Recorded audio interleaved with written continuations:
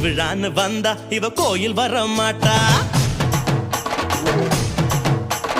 திருவிழான்னு வந்தா இவ கோயில் வர மாட்டா.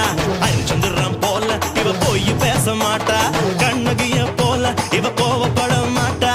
இன்னொரு விஷயம் கேளு. என்ன என்ன என்ன நீ இன்னொரு விஷயம் கேளு. நான் விட்டதெல்லாம்